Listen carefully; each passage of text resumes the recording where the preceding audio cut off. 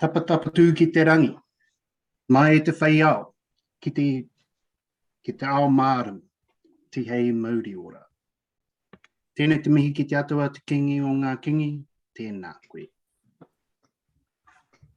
Ki te rangi nui kei runga, rāo ko papatunu kei raro, tēnā kōrua. Tēnā koutou ki o tātou tini mate, haere atu ki te kaiti ake o te pō, haere, haere, haere. Āpiti hono, tātai hono, te hunga mate ki te hunga mate. Āpiti hono, tātai hono, te hunga ora ki te hunga ora.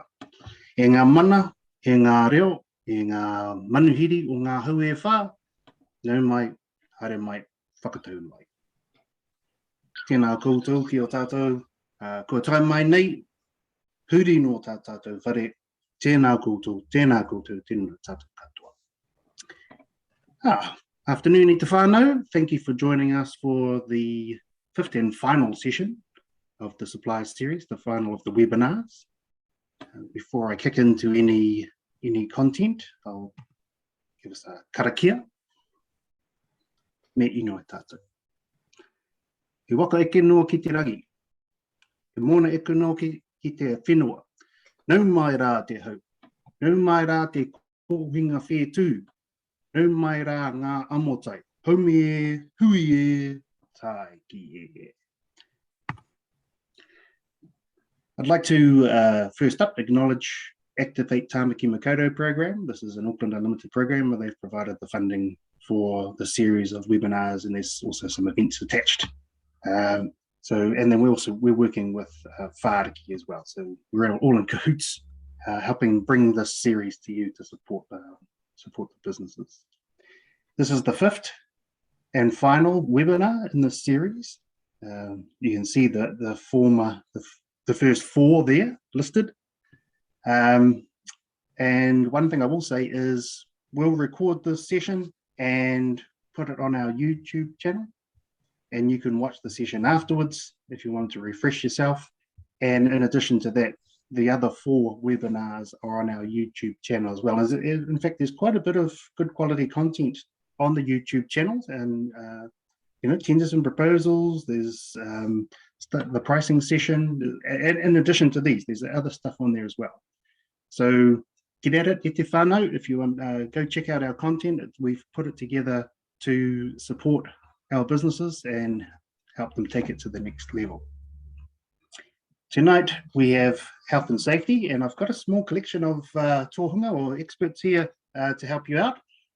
First up, I'm going to bring one of our suppliers, Safekeep, Ross from Safekeep.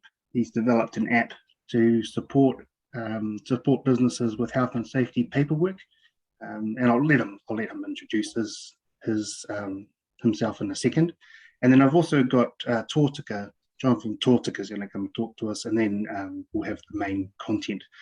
So what I'll do now is I'm going to hand the time over to Ross from Safekeep, and I'll stop sharing. And then there we go. Kia ora, Ross. Okay, I'm just setting up my sharing. So hopefully everyone can see. Yep, we've got slides. Excellent, excellent.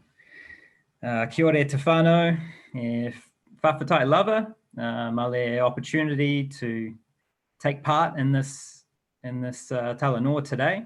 Really looking forward to it, and I hope that I can share some information on the Safekeep health and safety package for Amotai partners that will be of use to everyone. So that's the objective for the next, let's say, 10 minutes. I'll just maximize this so we can see everything. Hopefully that's all okay. So the Safekeep digital health and safety system is a replacement for the paper and spreadsheet systems that a lot of our construction business whānau are still using. So, when you look out there at the construction industry, a lot of the Pākehā companies have already moved over to digital health and safety systems already. So moving over to digital is a great way to keep up with the industry and to reduce your risk, as well as improving your productivity. And it also enables each business to be, to score more highly when it comes to pre-qual and things like that. So there are better chances of achieving and getting access to those contracts if you're running a digital health and safety system that is fully used. So the safekeep software, we're a Samoan-owned business. We joined Amotai back in the Hewake Noa days, and we're being used at about 3,700 sites across New Zealand at the moment. The package itself, the health and safety software, was designed very much to comply and exceed the requirements of the New Zealand Health and Safety at Work Act 2015. It's very much designed for construction. It's not designed for every other industry out there, and that enables us to be pretty focused on the problems and the opportunities that our industry faces. There are some of our customers down there. We have a range of customers from pretty small, from 5 or 6 in a small construction team, in civil, to 150, 200 size in that space, and growing as well. So so there's quite a range throughout construction that are using the platform. Late last year, Amotai and Safekeep actually put together a package, and it came about after a number of months of pretty hard work of figuring out what would be the right type of health and safety software for Amotai construction companies. And so we put together a package that gives all the basics and not too much that you don't need. Allows you to complete your site-specific safety plans within the app, and provides a discounted subscription rate as well for a small number of those companies that come forth and put their hand up first as well. Just a little bit about the health and safety system itself. It's all designed around being easy to use and making compliance easy. Doesn't matter whether your company has, really limited health and safety forms and systems at the moment. We can help you with getting you up to speed and getting you up to scratch. And the same way, if your company has a really established health and safety system, you've got everyone engaged and using it, but you want to move to digital, then we can also just as easily work with you to take all of that knowledge and those existing forms and move them into the digital realm. So the Safekeep Health and Safety System consists of the cloud database, and then you have the app, which is what the field teams use on site, and that's on any device. That can be used online or offline. So it's useful if you're way out in a new subdivision or new roading projects or what have you. And then it's also, there's the Safekeep Hub, and that's for your managers and your company admins to use. We'll just show you a little bit of how the Safekeep app works, which is on the left. You can see it kind of tracking through. There are some pretty cool features in there. So you can sign in, your team members can sign into the site, and then there's geolocation that tracks, where they were when they signed into site as well. All that comes through to the hub. So that can be analyzed later. But then it's really simple to get to the point where they're actually completing forms, your pre-starts, your swims, your hazard registers, incident registers. All of that stuff is completed really quickly and intuitively throughout the Safekeep app. So there's multi-signature involved as well, so you can have your team members sign, and then if you've got the client, the PCBU1 health and safety manager also there at your toolbox talk, then they can actually sign as well.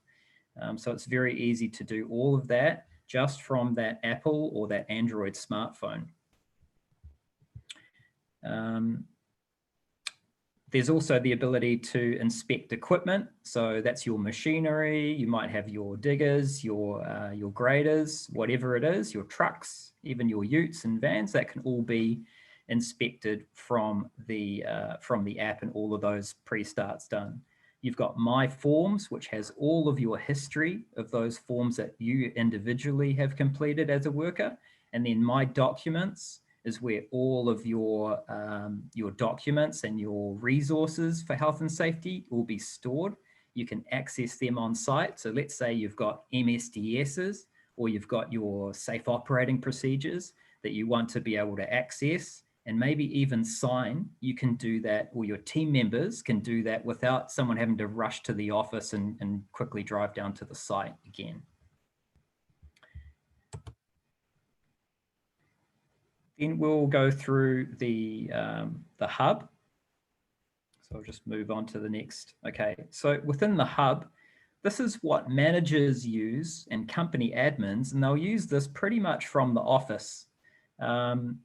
So what they'll see first off is all of the information available from all of the workers comes through here instantly. It syncs immediately. So you've got your forms, and all of those completed forms that have been signed are available here from all of your workers. So you can see straight away what Sangele has just completed.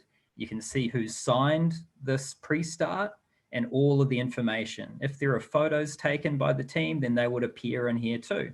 So the company and the site can be on the same page pretty quickly. Then you've got your analytics and filters. You can filter by project, how many forms have been completed by site, et cetera, all the rest of it. Then you also have the ability to customize forms. So there's a full custom form builder here. So we don't lock you into any templates. You have access to more than 100 templates for health and safety across pre-start, swims, you name it. But you have the ability to adjust them yourself without even getting in touch with us, and would go through a full training process, for those customers that come on board as well. So that's just a little quick overview of the safekeep system when it comes to the app, what you can do there, and when it comes to the hub, what you can do there as well. Some feedback from some of our customers, again, from different size companies and different types of companies across Aotearoa.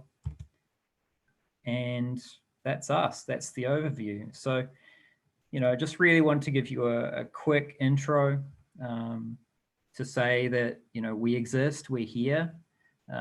We have worked with the Amotai team, and that we're here to help you. If you've got any questions about transitioning to a digital health and safety system, we'd be happy to help. Cool. Thank you, Ross. Appreciate you, mate. And Jared, if people want to get hold of you, they can, there's your email there, phone number, and what's your website? We'll put it in the chat, eh? Yeah, sure. Yep, I can just type it into the chat, and then people can see it for themselves. And yep, it's just safekeep.co.nz. So I'll just chuck that into the chat now. Cool. Sweet. Thank you. And now we'll go to John from Tōtika, who's going to give us some handy information. Let's hope so. Yeah, no pressure. Yeah. I feel like I've been bigged up there. Right, so I'll just wait for Ross to stop sharing his screen, and then I will. Okay. I didn't realize I was still sharing. Sorry. Hang on. Where's it gone? Oh, this is no good. I can't find.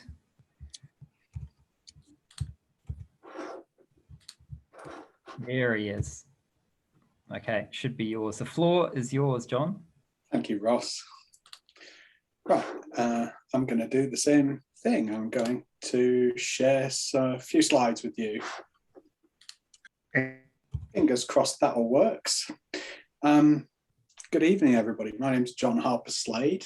I work at Construction Health and Safety New Zealand, and for the last 4 or 5 years now, I've been working with a number of industry partners to develop and implement Tōtika into construction and wider industries.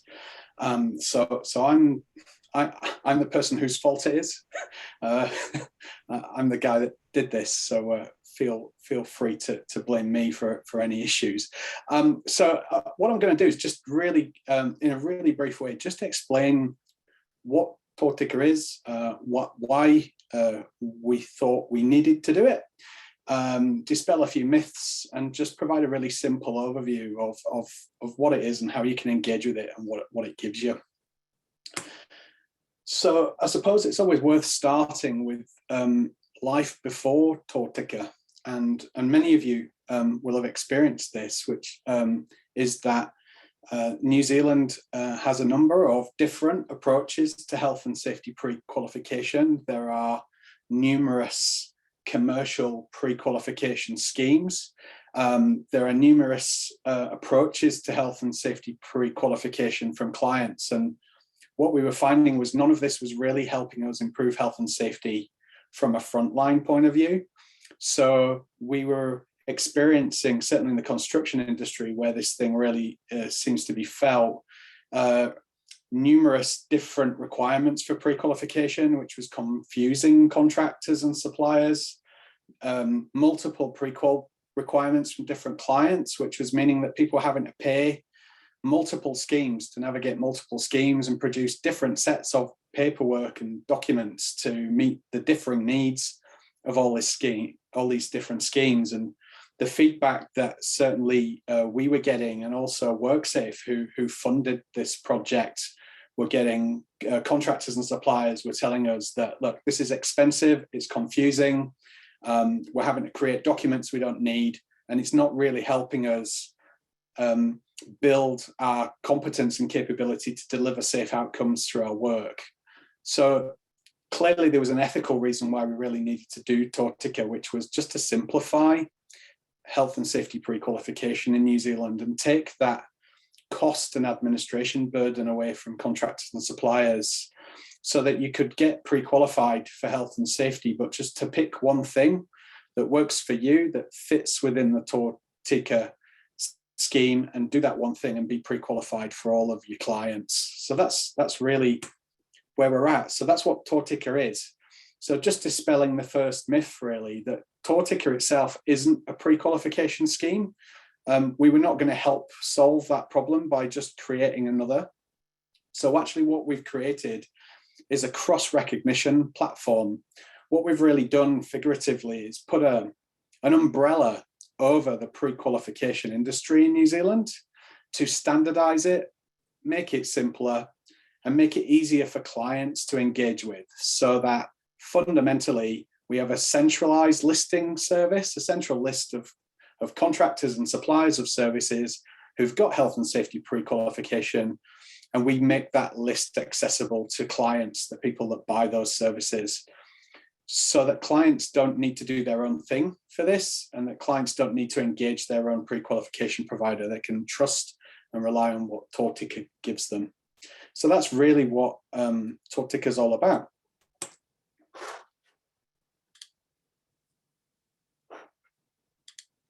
Okay, so I'll just quickly start off. I'm going to kind of talk about 3 different perspectives, right? So Tōtika is solving a problem around pre-qualification schemes, it's solving a problem for suppliers and contractors, and it's solving a problem for clients. So I'll just talk in those kind of 3 lenses to give you an idea and a feel for what it's doing. So from a pre-qualification scheme point of view, before Tōtika,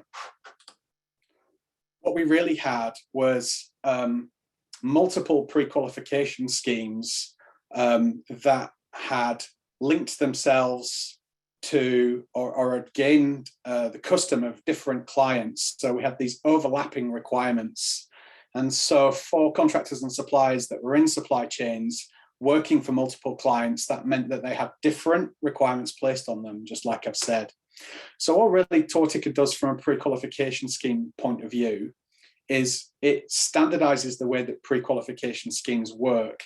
And we do that through a standard. We've written a standard for pre-qualification schemes.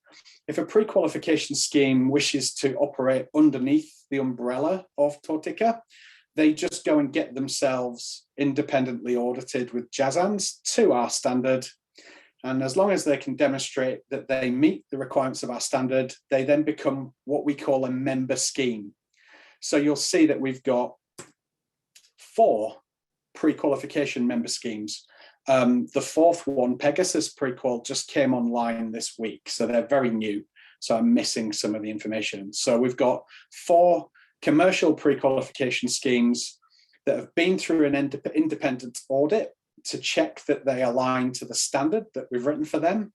And that standard includes how they do assessments, it includes who does them, what the competency is of them, and also has got some standards around the customer process as well. And what we've done in this slide, and we'll make sure these slides are available to you all after this webinar, is laid out some of the costs. And I'll come back to that in due course. So that's the pre-qualification schemes and the ones that become member schemes. For contractors and suppliers, which is you, our audience today, Tōtika is a really simple process for you. And so again, just talking about before Tōtika, the feedback that we got and the research that we did was that people were spending too much money on this. They weren't actually sure whether the documents that they were creating were actually the right ones. And often were unsure about whether or not these documents were useful in their business. We've got lots of stories of people having to create documents that have got no purpose within their business, but they need them to get through the pre-qualification process. So all we've really done for contractors and suppliers is try to provide some clarity and an easy process to follow. And the process is really straightforward. So it's in 2 steps, really. So step 1 is the contractor just signs up with Tōtika. There's no charge. Tōtika don't take money from contractors and suppliers. That's not how we operate. So you sign up, which fundamentally tells us who you are. In that sign up process, it tells you what category you are. And you can see the information on the bottom of the slide that shows the type of information that we take from you to understand which category that you fit. Fundamentally, if you're a sole trader, then you're a category S. If you've got less than 20 people in your organization and you don't tender for contracts over $2.5 million, and you're not on our high risk or very high risk lists, then you're a Cat 1. If you've got more than 20 people in your business, between 20 and 200 people in your business, and you go for contracts or projects that exceed $2.5 million, between 2.5 and 20 million, or you're on the high risk list, then you become category 2. And obviously for the very large companies, or the ones that go for the very large jobs, or the ones that appear on our very high risk list, they're category 3. And all that means is that what category you're in depends on what sort of assessment you go through. So obviously the assessment for category S contractors, sole traders, is actually quite straightforward and fairly light. And then the assessment for category 3 suppliers, the very big high risk companies, that assessment's quite comprehensive and takes quite a bit of time. So fundamentally, as a contractor, you could go to the Tōtika website. I can probably show you that. So hopefully you can all, or you probably can't see that screen. I'll come back to that later. But you go to our website, you click sign up, you fill in an email address and a password. You go to a screen where we just need some basic information about your company. You answer the questionnaire, which helps you find out what category you are. And then that's step 1 done. You're registered with Tōtika. And then step 2 is then you make a choice.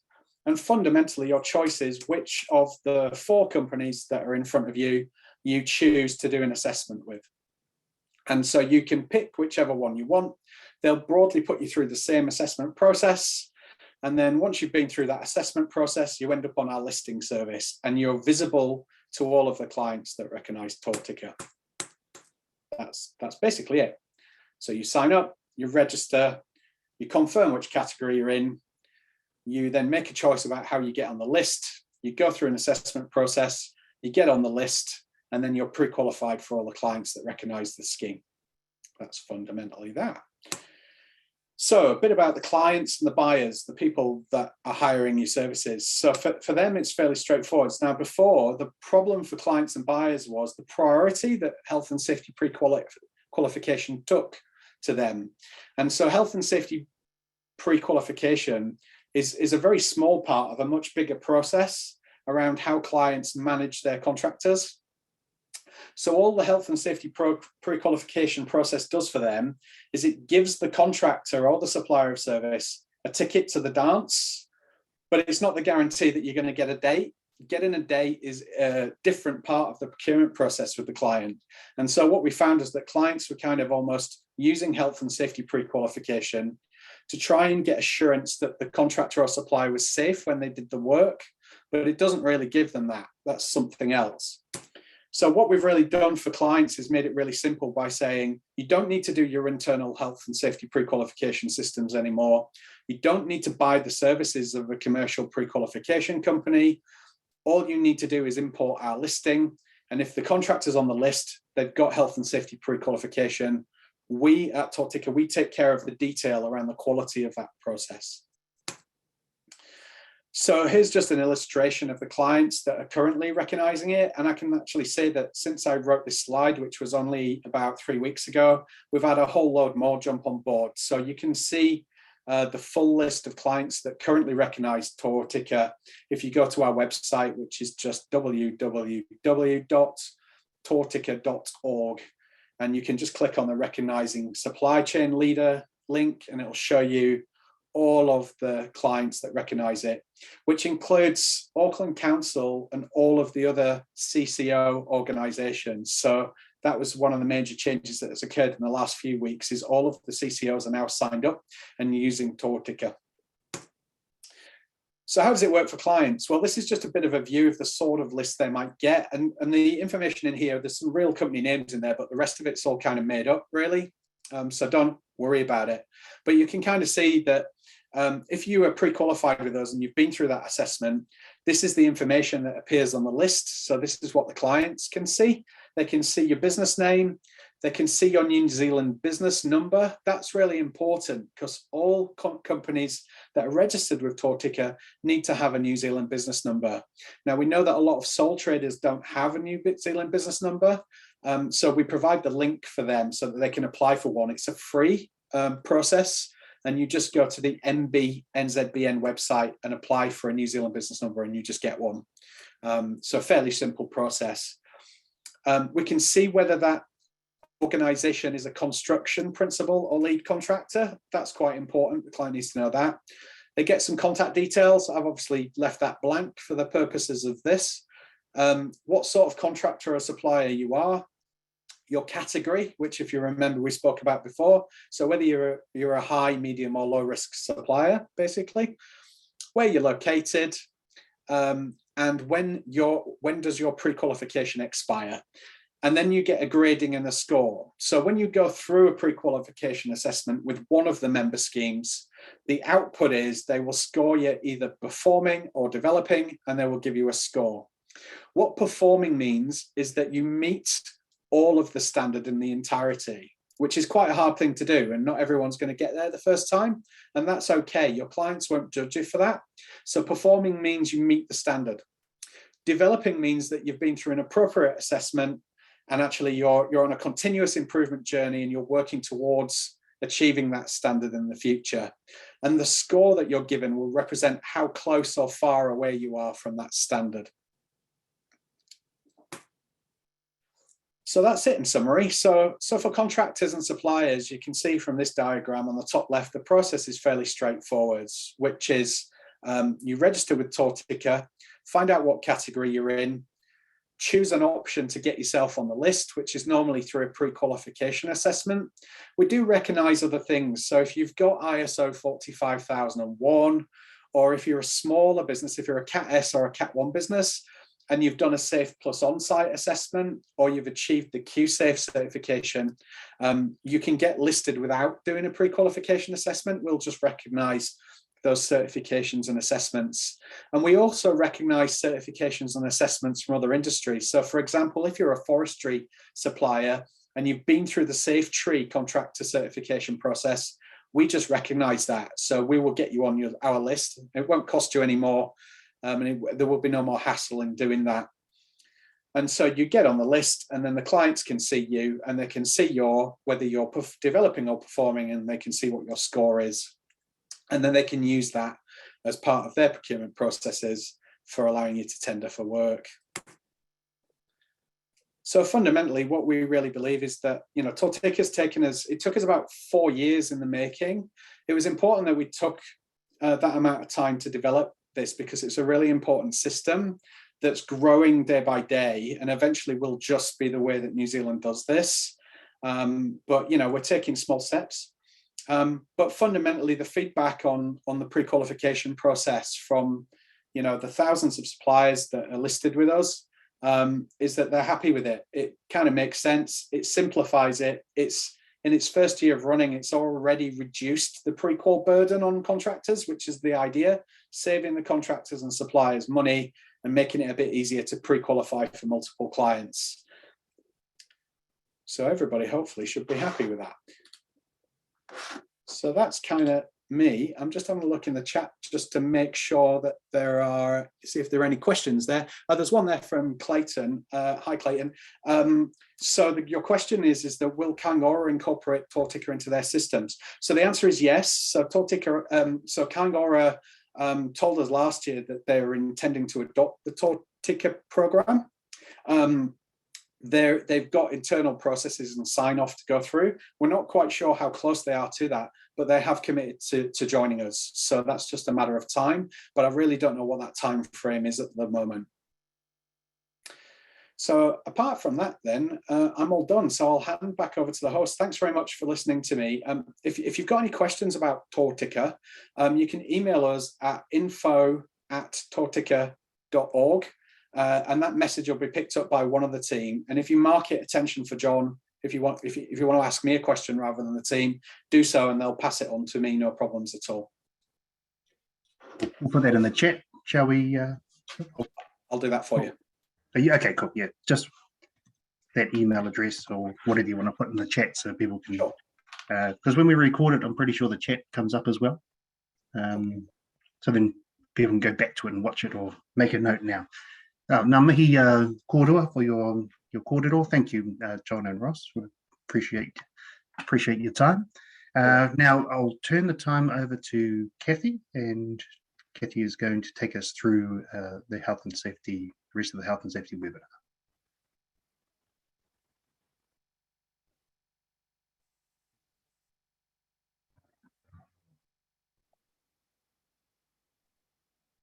Fantastic. I'm just trying to find my video. Hey, start my video. Here we go. Yay. Thank you very much, Jared. Hey, thank you very much, John. That was a fantastic explanation of Tōtika, and thank you, Ross, for your explanation of your company's software. That's really, really encouraging.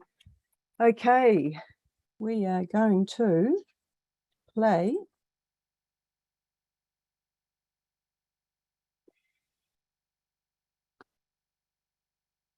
Okay, video, here we go. I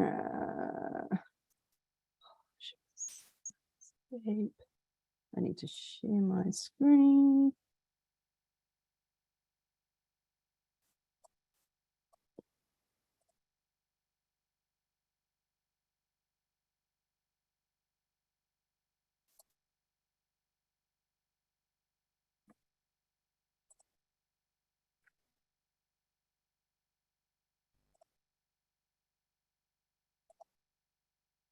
Okay, so this is a really good question, and I think John has pretty much covered it. But why subcontractors or contractors need to pre-qualify? And as John alluded to, there has been a great deal of multiple efforts into producing documents that go to multiple main PCBUs. Now,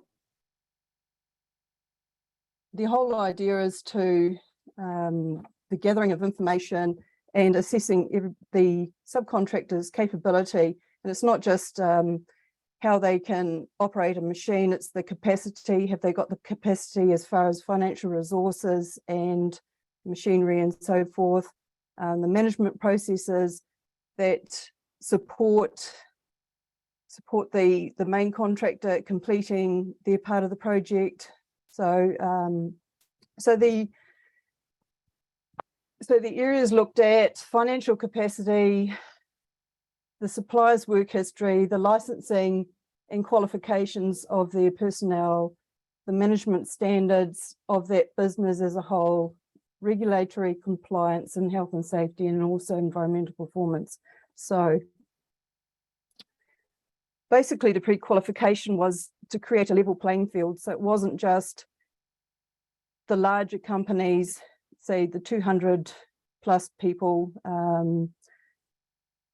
tended to have more capability, and it allows the smaller companies that are capable to tender for work that the larger ones typically go for. Okay, so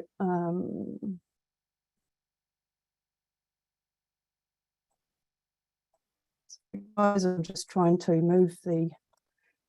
So challenges in construction. This is, when I talk about civil construction, it's not just civil construction, it's also the associated, the companies. You've got specialist trades, you've got the roofers, the electricians, the plumbers and drain layers and gas fitters, people installing windows and glazing and so forth. So it's across multiple trades and so forth.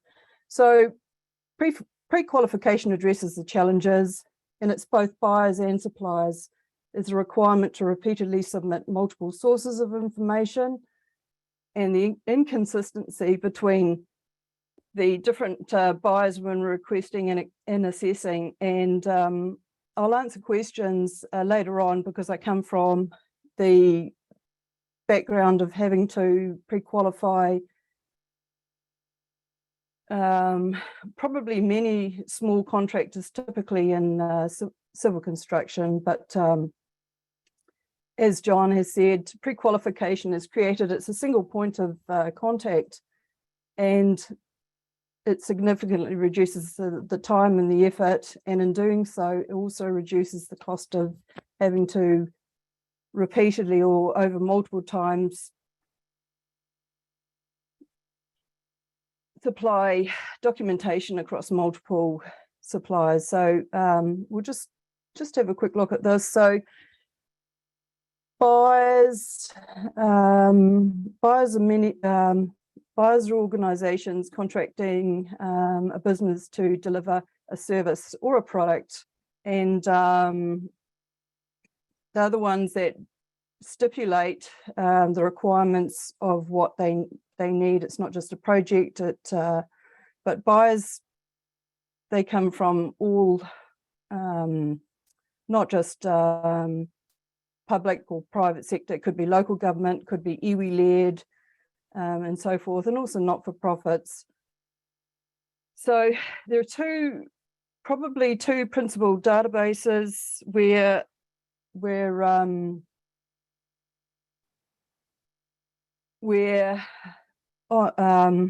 buyers and suppliers are registered, and Amotai is one of them. They obviously connecting Pacifica and Māori businesses to verified suppliers, and also there's SiteWise and Tōtika, and both of these are run by ConstructSafe and CHASNZ, industry-led businesses.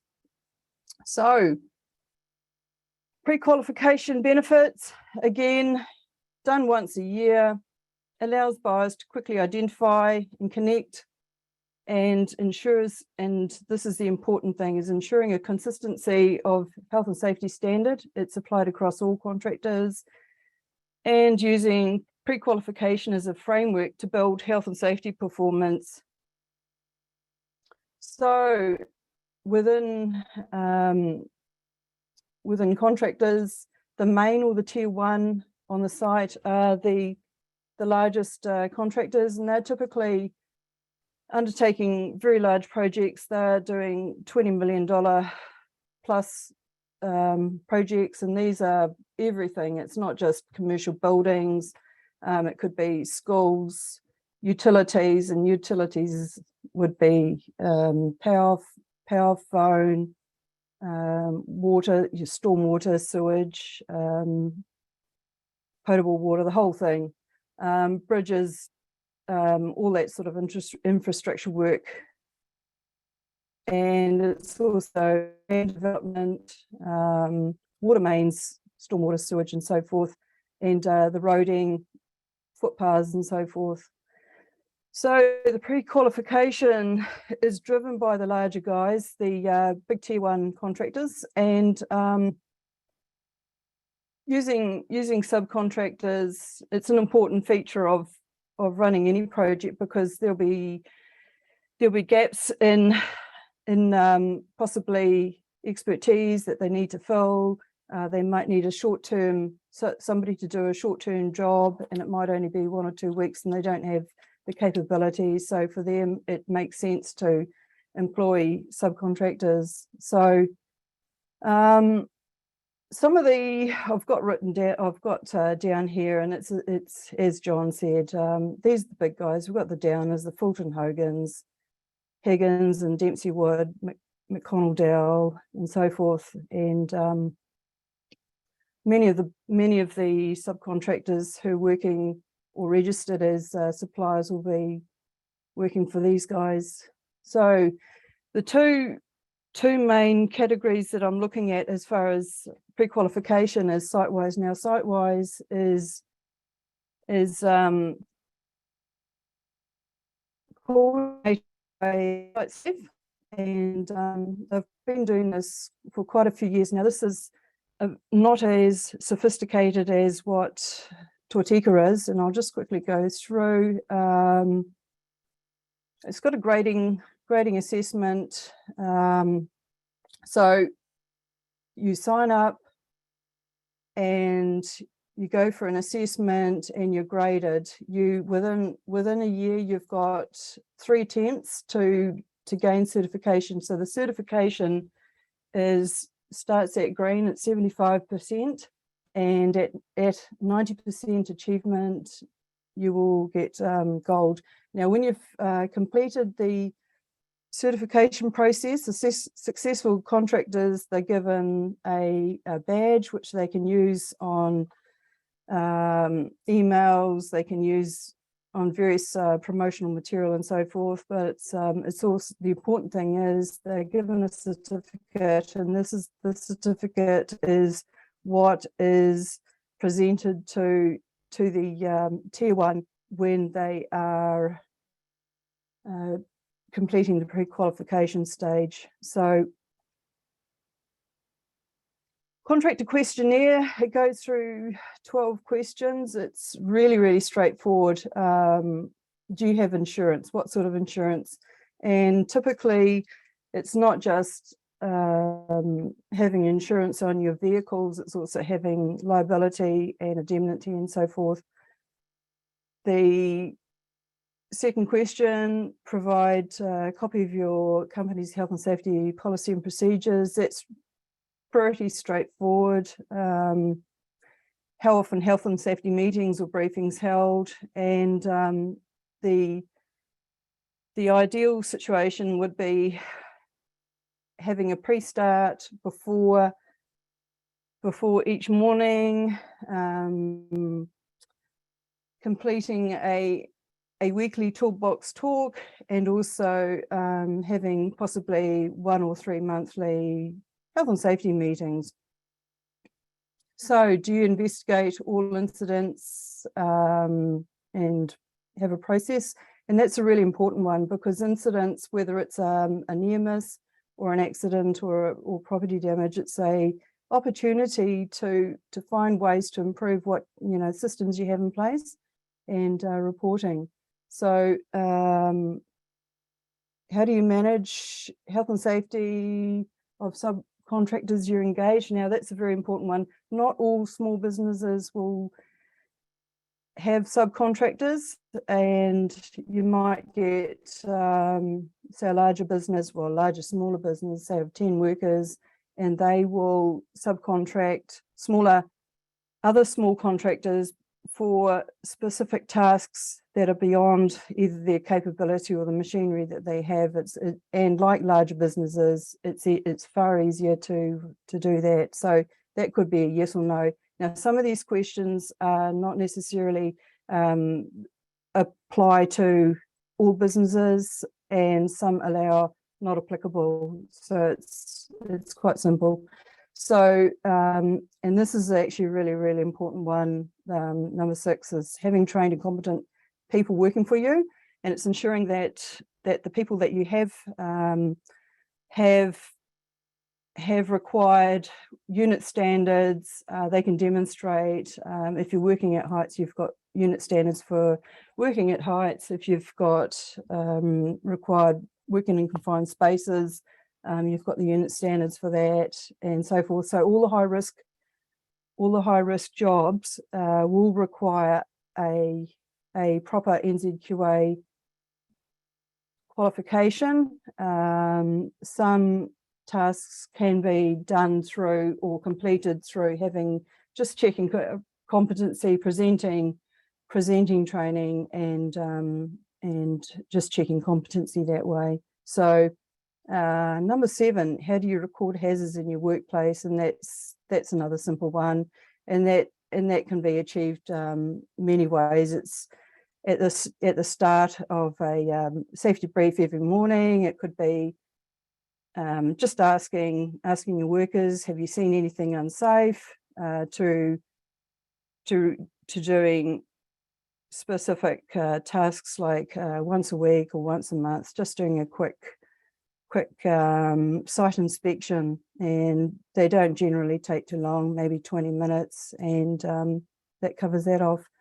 So number 9, how do you plan high risk activities? And that's really important too, because a lot of the work within construction, particularly civil construction, revolves around high risk or critical risk activities, and that's anything from lifting and slinging, working around machinery, digging or doing drains,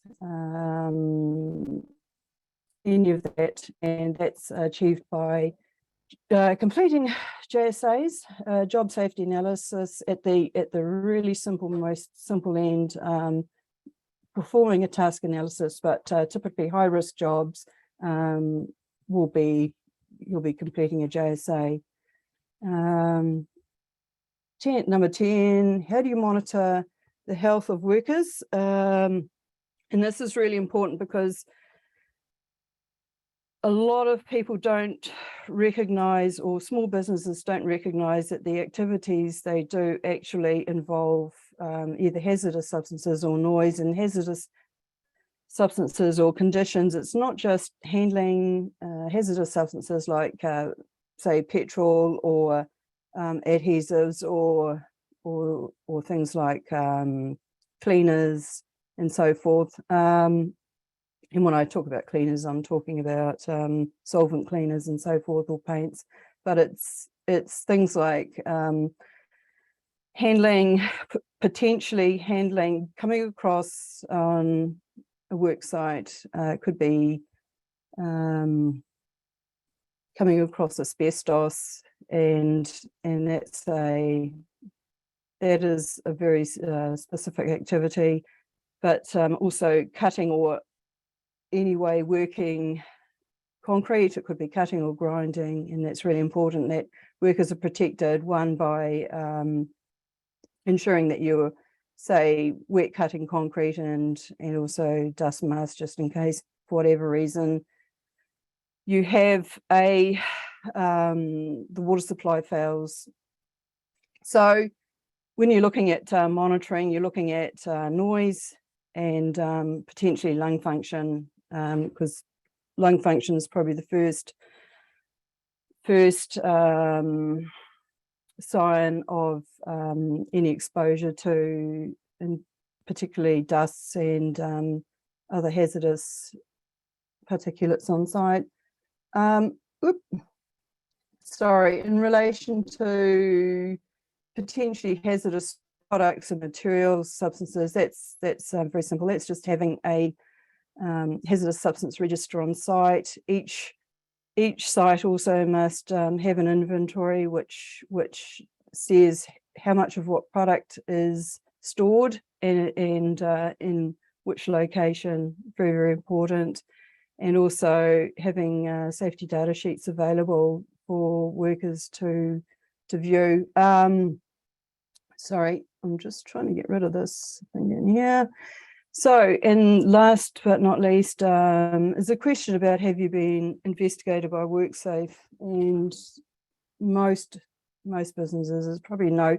It's not a bad thing if you have been investigated, because all investigations, the best outcome is a learning experience. It's not just for the business involved, it's also a learning that can be shared with other businesses. So that's site-wise, it's straightforward. Now, site-wise operates at 3 levels. So level 1 is the principal or main contractor. Level 2 is the main contractor or largest subcontractors, and level 3, which is the smaller subcontractors. Now, at level 3, they have 3 different systems going. They've got COFI, which applies to smaller businesses, but they've got their own internal health and safety management system, which means they'll have, say, a health and safety manager or someone who manages the health and safety directly.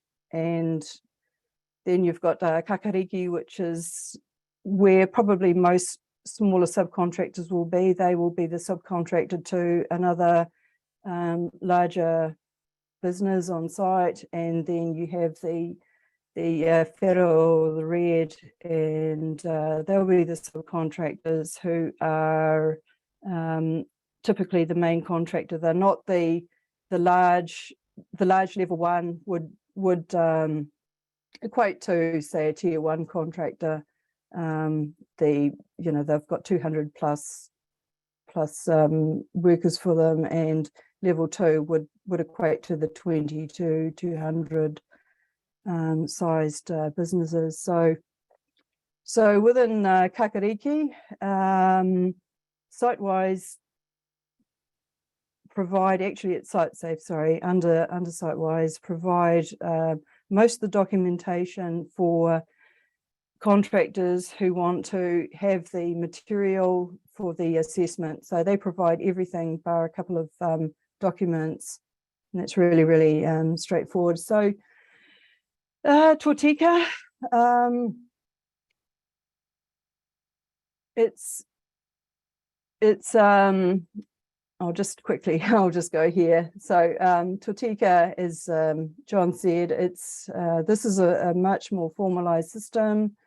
It's based on ISO 45001, and I'll just quickly go through. Now, this is really, really important that they have 4 tiers. They have the sole trader, who's the single person on their own, not performing high risk activities, and that could be a plumber.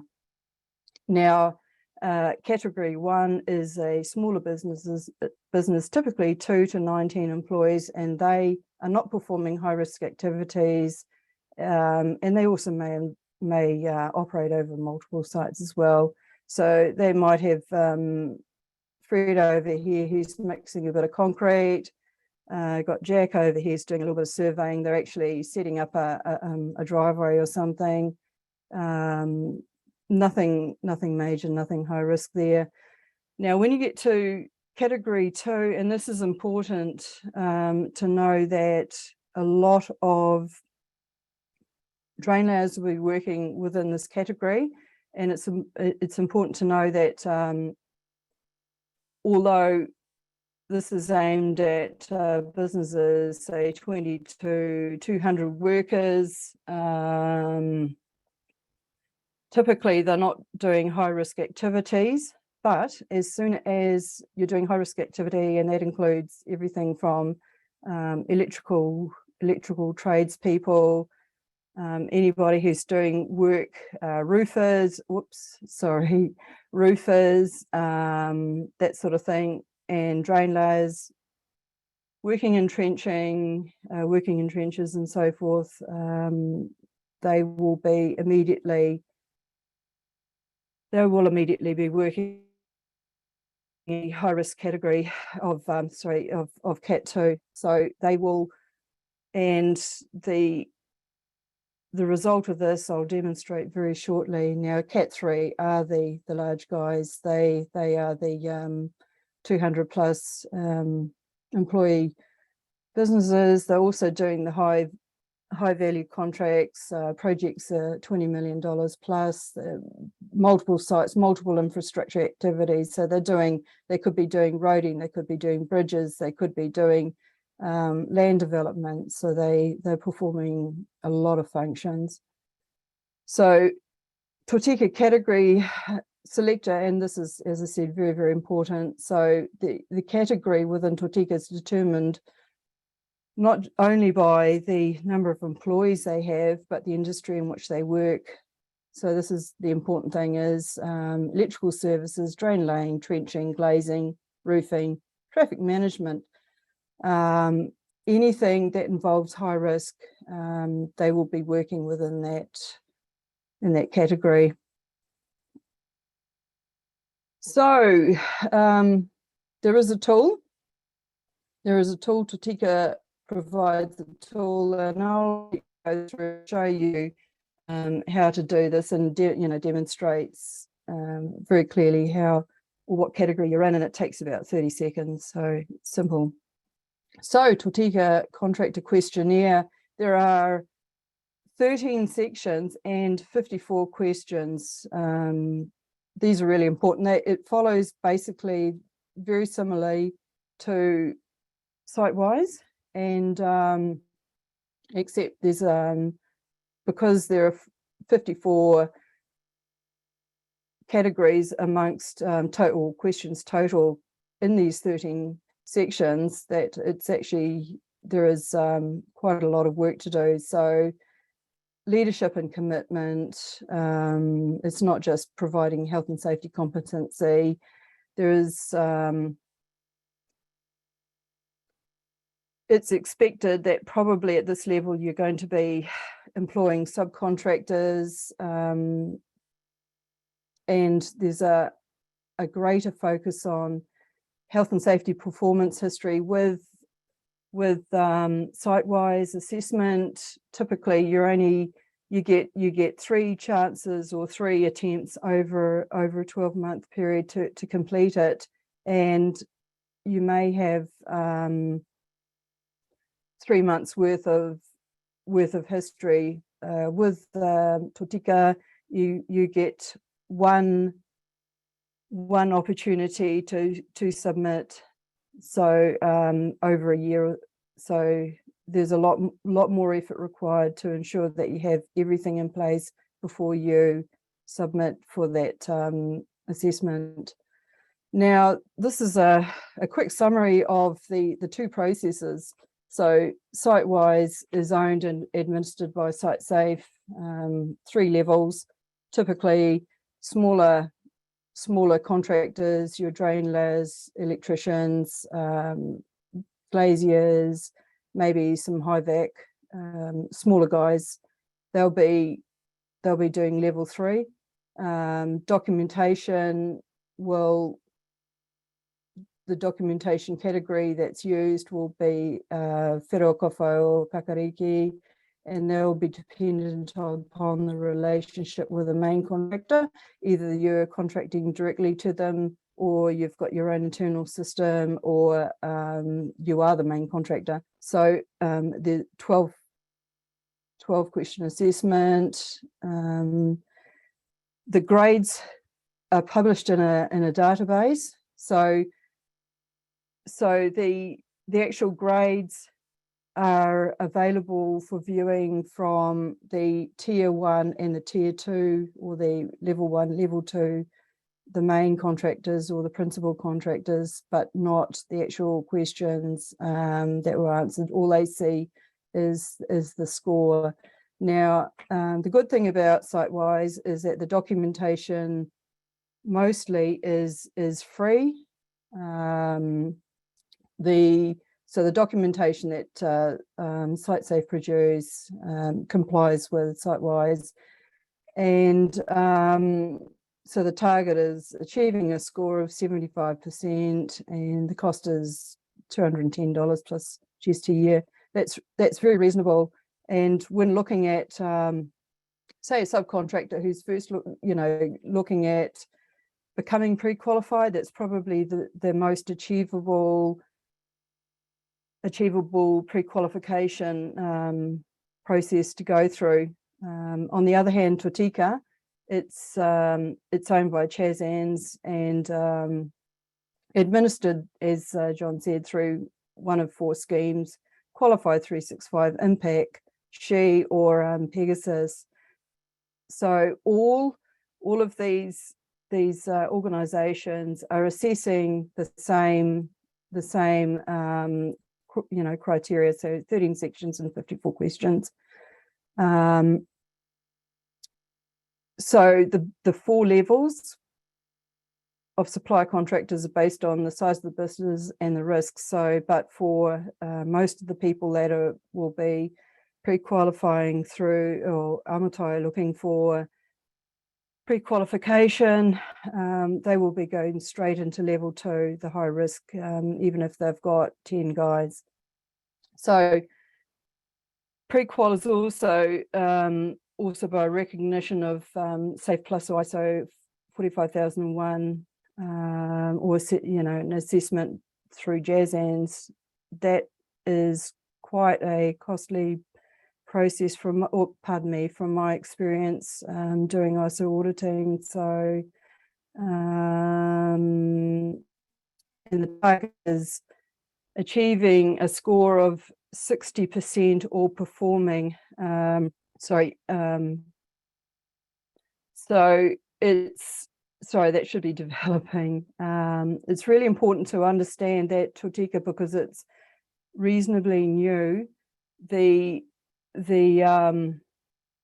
scoring is typically around, for smaller businesses seeking pre-qualification, is around 60% plus the expectation. As businesses, the smaller businesses develop and they gain more experience, and particularly around managing their documentation, ensuring that they have health and safety system in place, and they're using all the processes and recording. It's very important, particularly around how you manage hazards and risk. So the cost typically is between say $850 and $1,000 plus GST to complete the at level category 2.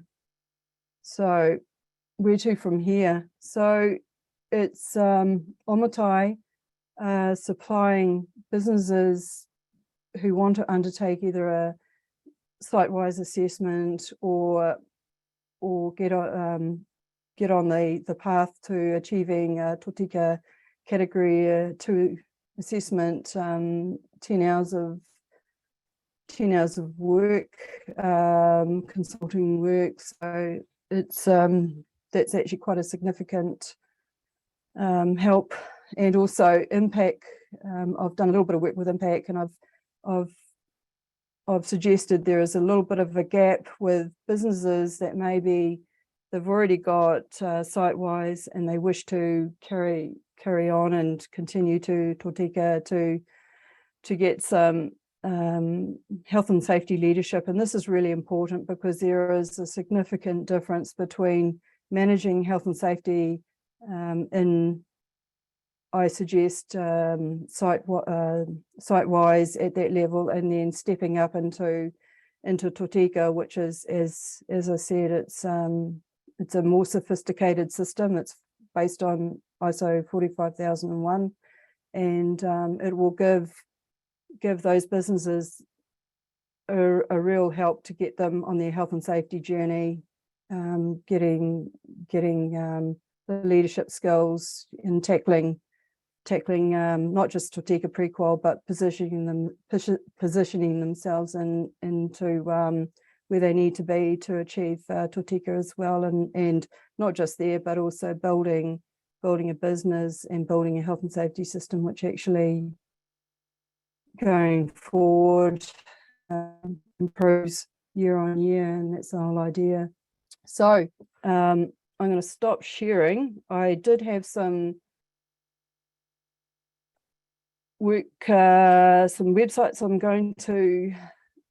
going to share, if that's okay.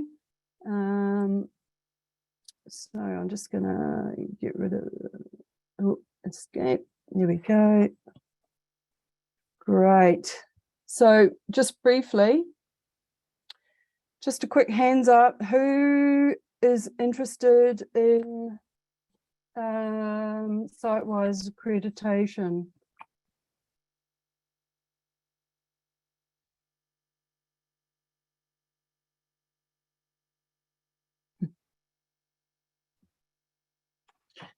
You can just put it in the chat, Whana. Yeah. Okay, what I might do, Jared, sorry, is to just quickly run through these sites. I've got them set up, ready to go, and just have a quick look at site-wise, show everyone how to access the information that they need to make a choice. So I'll just screen share. Oh, gosh, everywhere. Sorry, everywhere I put my I'll just here we go. No. Changing now. Sorry. I'm just okay, wanting to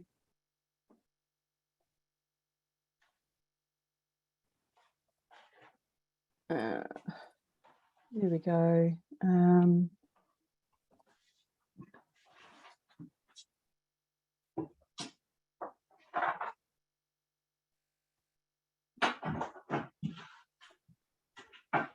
Hey, Gail.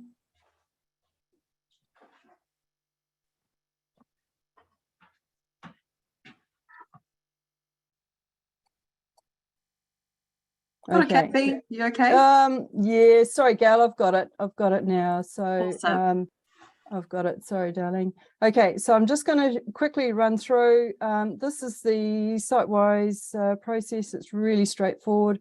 Registering and completing payment. So $200. So site-wise, receive the payment. You get a password. You get a log on. Under assessment, you can you create a new assessment. You upload the documentation. The documentation is goes to site-wise, and you receive a notification saying that we received it. It takes up to 2 weeks, 1 to 2 weeks. They will come back with an assessment whether you've met the requirements or not, and you have to go through the process again. It's really, really simple, and as I said, you get 3 attempts at doing this. So this is the cost of the site-wise. So as I said, the subcontractors level 3 down here, $210. That's really, really reasonable. So level 2 is the main or subcontractors, large subcontractors to the main contractor, or the level 1 They're the tier one, you know, the McConnell Dow's and Dempsey's and so forth. So they're there. Now this screen, the site-specific safety plan. So these are all the products that are available. As I said, you won't be using whiro, you won't be using kofa, you'll be using kakariki. I've already got all those documents in place. So they supply all the documentation to complete the assessment. Now Tōtika, this is really important to understand. I'm just going to go through selecting what category you're in, and this is important. No. Sorry, supply category. Here we go. So what businesses or what areas, just somebody, Carolyn, can you tell me what business you're in, or Clayton, or Ko?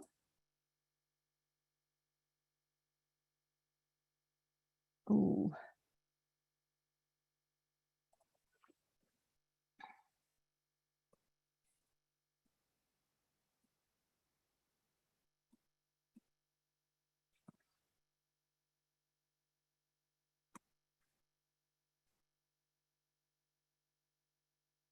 Okay, ICT.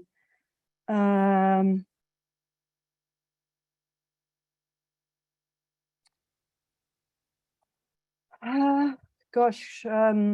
Okay, so we will just quickly go through this. Are you a sole trader? Well, I'm not sure. So in your organization, we'll put down, we've got 2 people. And the other person, business partner or an employee. I'll just go employee. Any of the following services are main activity for your business, so easily enough to run through. Anybody doing asbestos? No. All of these are in really high risk category.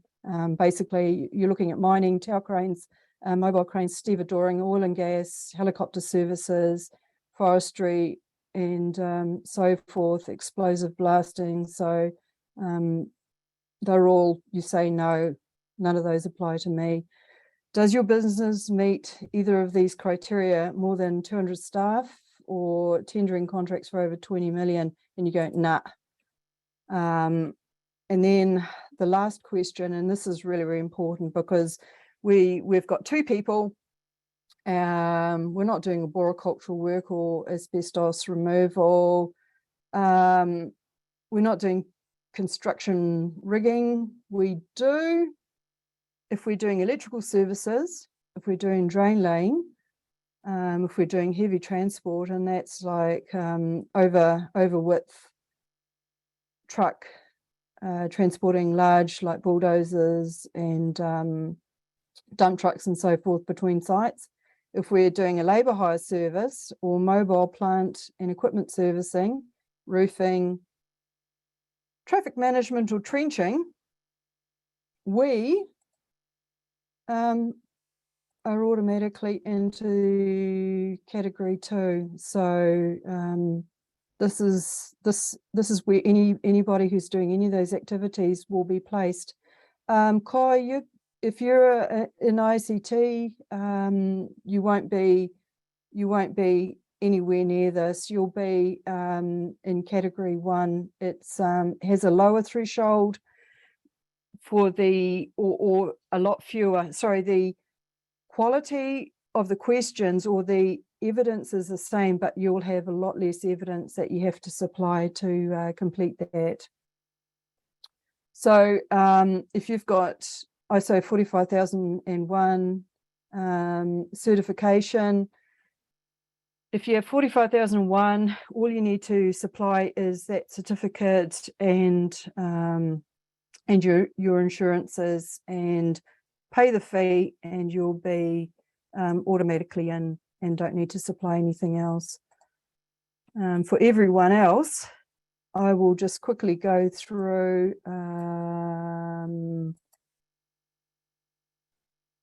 member schemes, as John said. So these are the businesses that do the assessment for the pre-qualification. Now I'm just going to quickly go on to actually having had Ross on, but this is another health and safety construction software that's used. It's used by a lot, used by the likes of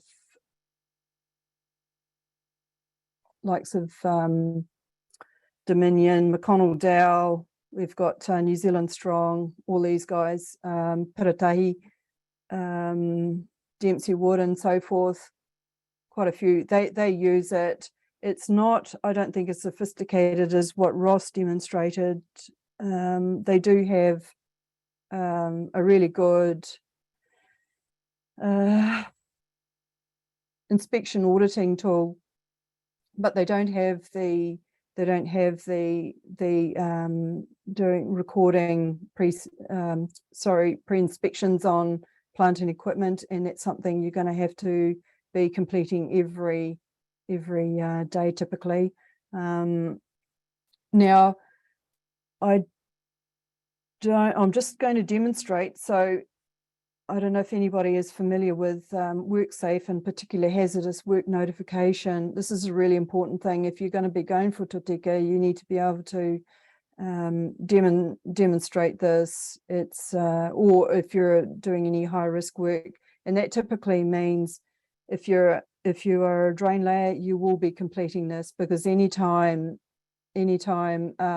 work in any excavation where the face could be more than 5 meters, a pit shaft or trench where the workspace is more than 1.5 meters deep, and it doesn't take very much to get that depth. And it's not just if I drew a line on a diagonal, if the face on the uppermost, if the face at the bottom is 1.2 meters, the one if it's on a slope will be typically above that 1.5. So there are a lot of considerations doing that. And also if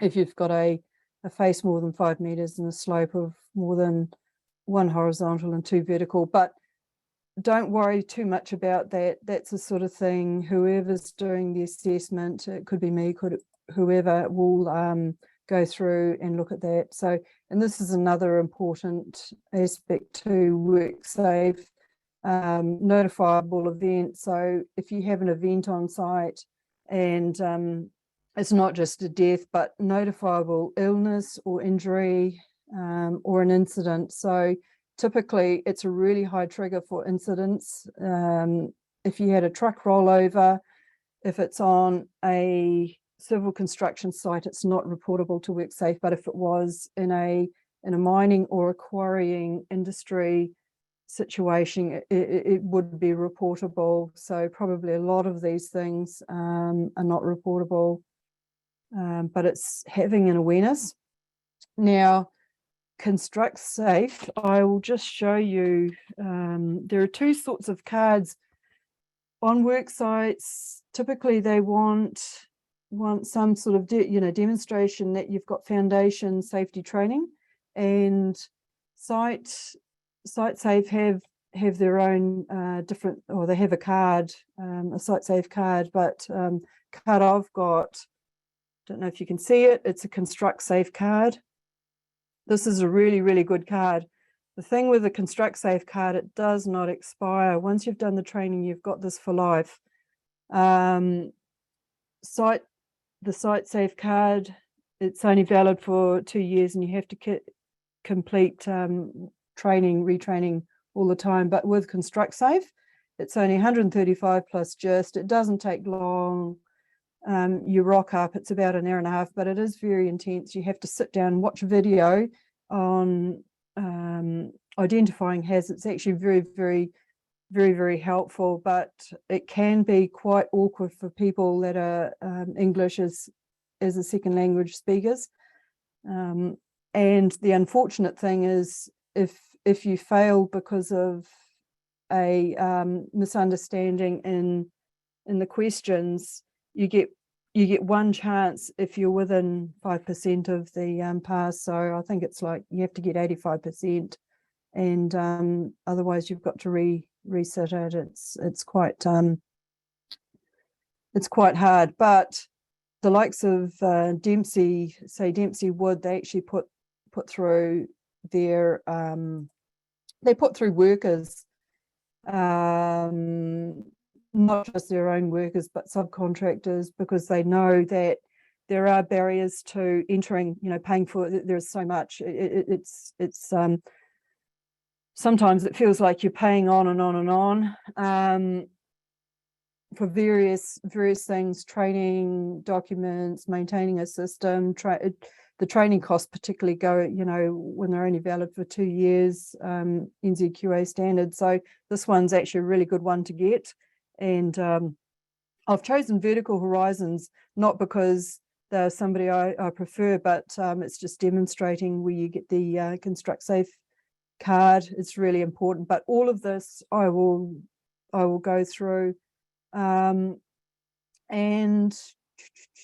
going through, I think that's about it. So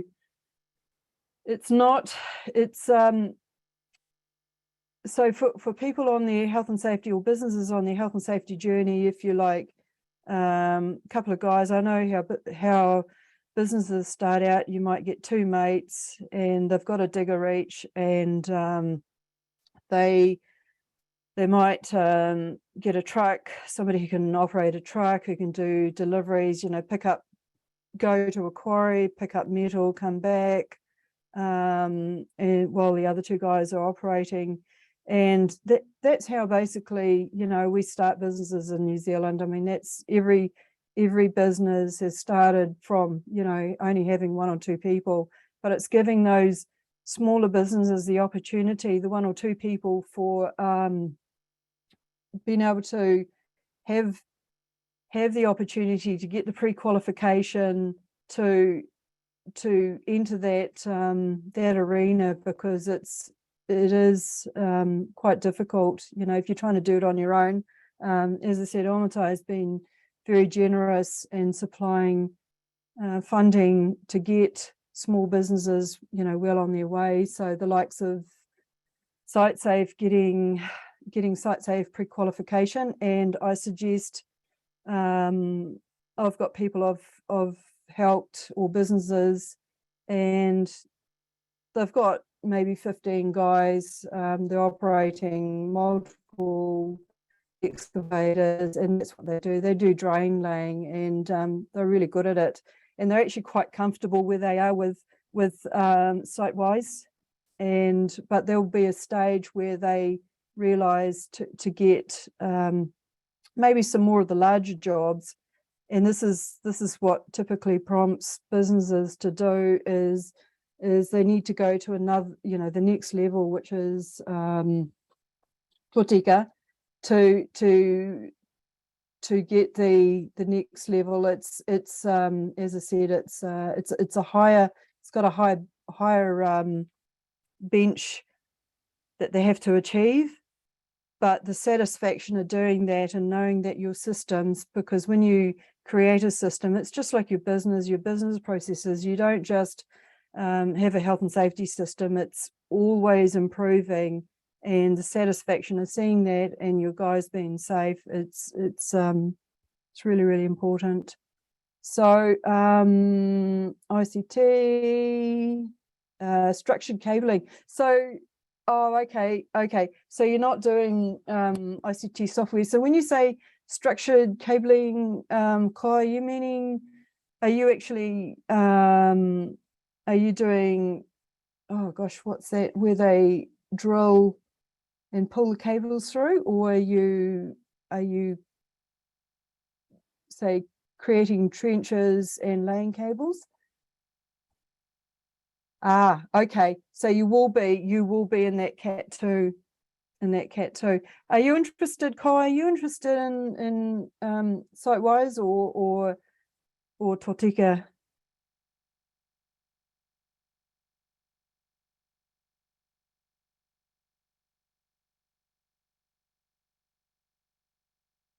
Sorry, Katie. Okay. Yeah. Okay. Fantastic. Yeah, it's a journey. Jared, is there any way of enabling?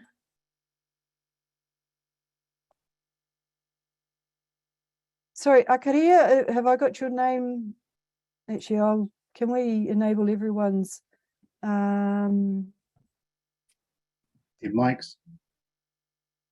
Yeah, Their because sound. I'm much better. I'm much better when I can hear somebody else there as well. It's kind of weird. Sorry. We can have a little. a free form chat. Oh, heck yeah. That's Just have a look.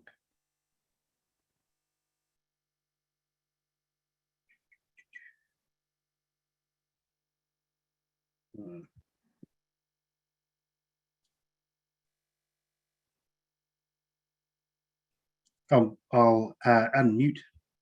I can unmute from here. yeah. Jared, I've just gone in and I've asked to unmute everyone. Cool. Thank you, Gal.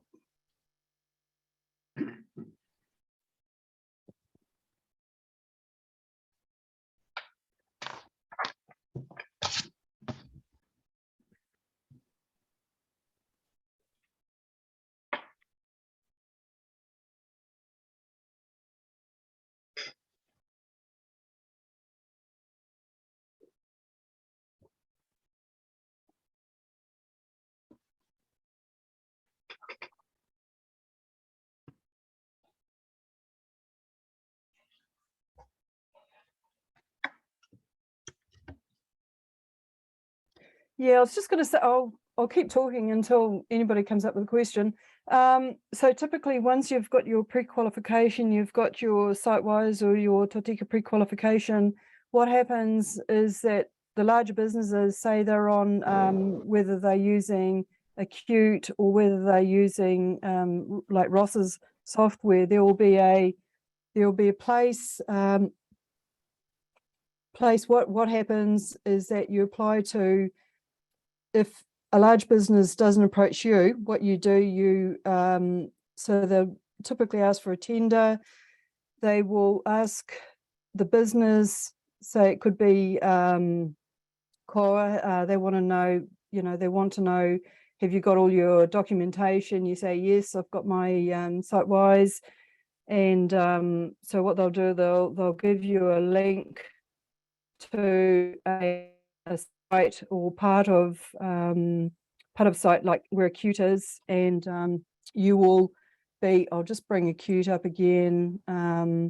This is Acute, but it could very well be Ross's Safecare site, and you upload documents. Now, the important thing is that they will ask. So there'll be an area where you put your and I can do this too, I can help, but you'll put all your insurances. So you have to have insurances that are valid. Typically, if within, say, 6 months, so all the documentation, if there's expiries, they need to be within, say, ideally 6 months, or very, or no more than, say, 3 months before they expire.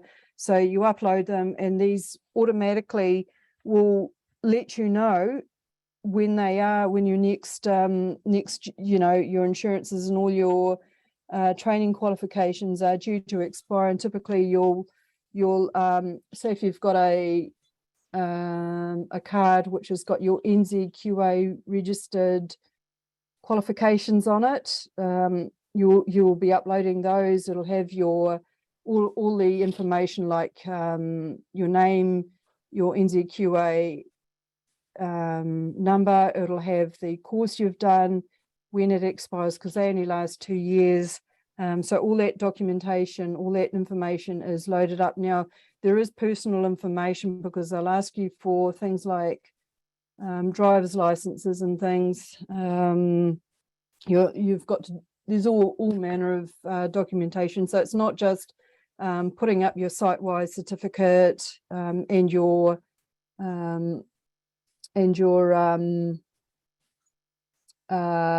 insurances and so forth. They will sometimes, and this is an important one too. So the drainage business I was talking about, it's important to acknowledge that even though you have a site-wide certificate, sometimes a business may ask you to demonstrate, well, can I have a copy of, you know, communications, you know, your pre-start brief, and the reply was, oh, but I do that as part of the main contractors, you know, they record it, which happened to be the people asking for it. And I said, look, sometimes if they ask for that, complete your own documentation. So, and this is an important thing, if you're going onto a site, you might be one of like a dozen contractors working on a large site, because there might be 250 guys working on that site, and a lot, I mean, half of them might be working for the business, and then the other 100 workers could be subcontractors doing specific tasks, or, you know, particularly if they've got very expensive equipment that the main contractor doesn't necessarily want to buy. And I said, look, all you do is, in this case, complete your own after you've had the pre-start brief with the main contractor. Go back to your ute and just have a quick huddle, and, you know, it takes 2 minutes to record your own pre-start brief, and then, because you can discuss all the topics that were discussed with the main contractor, you know, how it affects you, and because there'll be things that only apply to what you're doing or specific to you, and they need to be communicated. And one of the big things with health and safety, it's not just identifying hazards and controlling hazards, it's communication, and communication's important. It's not just across your own workers, across your workers, but also how you communicate up to the main contractors and other contractors on site. It's really, really important. And I don't know the experience of the, you know, the businesses here, but my experiences doing pre-qualifications is that, as John said, it can get frustrating, and a lot of these businesses, they don't have the time to muck around, so you have to be quite sharp, quite onto it with, you know, documentation when they request something, is to do it in a timely manner. So, because you've got to realize that they're doing, say, a large job, they're tendering for work, it's a long process, and they may be asking, they're looking at multiple contractors. Generally, they have a pool of preferred contractors who they know are reliable. But if you're you know, fairly new, you haven't got a lot of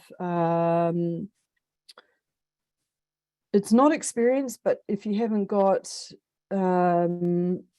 like industry standing, a lot of the work that happens is through word of mouth. It's not just a tendering process. It's like, oh yeah, this, you know, these guys did a really great job. They got the work done, no complaints, no rework, and so forth. And that's how you know, contractors are taken on. It's also important that that when you've got these large tier 1 businesses that you're dealing with, particularly in land development, each work site is its own business entity. So every time they create they do a new subdivision, it's actually a new business, and the people that are responsible, you have to maintain relationships with. So you'll have a graduate engineer.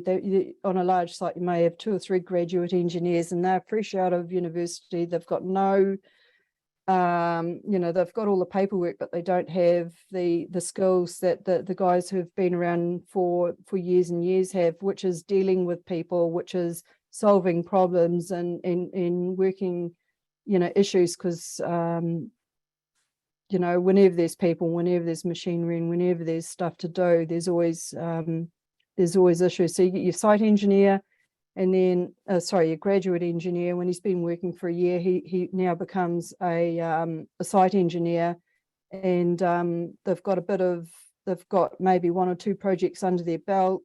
They know how to deal with people. They can talk to you in a civil manner, and then after, say, another couple of years, you've got your project manager, and your project manager is the guy. He runs that. That's what he does. He runs projects. He's there from start to finish. He sees everything. People come and go. You might get different graduate engineers. You might get different site engineers. He certainly sees, or she, because she's out there too, a lot of women. It's really good to see, and now coming up and doing those, getting those high level jobs. So they're basically the ones that decide who they're going to have on their site, and it's really important, to have a good rapport with these guys, and everything's about relationships. It's not just the relationships you have with your workers and everyone else, but also the relationship you had with the site management. And I don't know, and hopefully I'm not speaking, speaking to the converted or the people that already understand this, but it's for some it's understanding what goes on out there. It's not just having all the machinery and the workers and then trying to find work. It's it's establishing yourself. So okay, sorry, Kathy, can you hear me? Yeah, sorry, Sorry, this Jared. is Core. Yeah, this is Core. Core. Yeah. Sorry, there's a problem with my microphone. Yeah. Yeah, so I've registered for both of those platforms, but yeah, it's something I've got to do. Yeah. And sitting in here listening to the health and safety stuff has made me realise that it's something I need to do sooner than later. Yeah. No, Core, it is a huge step, but it's a step, and you've got to take it. And years ago, we probably had difficulty. As health and safety people, it's all health and safety people want is that people go home safely, and that's really it. And it's not about making money and that sort of thing. Making as a business, making money comes as a result of doing everything right, and health and safety is just one. It's one part of the puzzle. But Core, you either got to you can do one or the other. How big's your business, Core? Well, at the moment it's just me, but I use subcontractors to do my work. Okay. Yeah. Okay. And at the moment I've been trying to stay away from the tender market and just dealing directly to clients, which has been working so far. But in the near future, some of my clients will have projects that will be in the tender market that I'll need to price. Yep. So you're going to, I suggest, Core, that you go for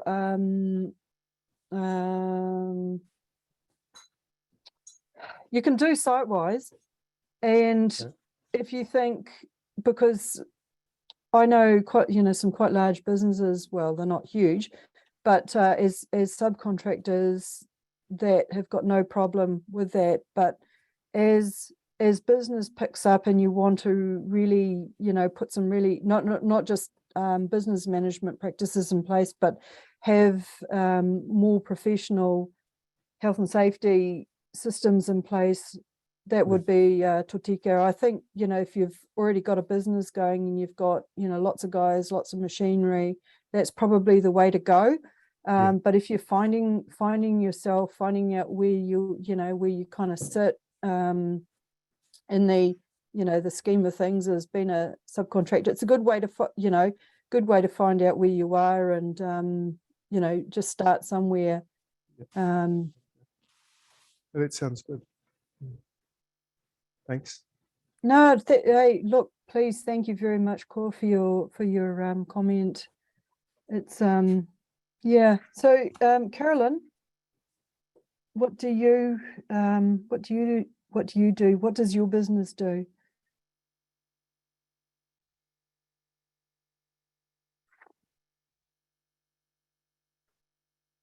Okay. And Kayleen.